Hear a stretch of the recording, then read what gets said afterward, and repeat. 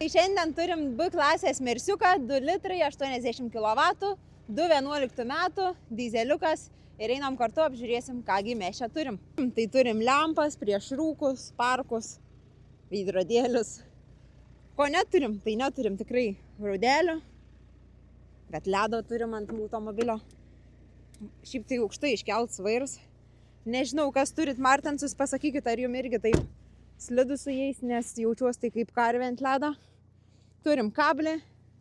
Opa. Užeikim į bagažinę. Turim šiaip tai tokiai mažai mašinai didelę bagažinę. Nu tai tvarkingas automobilis. Ir kaina, sakyčiau, tikrai nebloga. Nu, man tai tokia moteriška. Atrodau kaip gerus porą parų su tokia raudona nosim. Tai keliaujam, pažiūrėsim, ką turim salone. Tai turim multifunkcinį vairą, rida 270 000, elektriniai langai, radykė, šildomos sėdynės.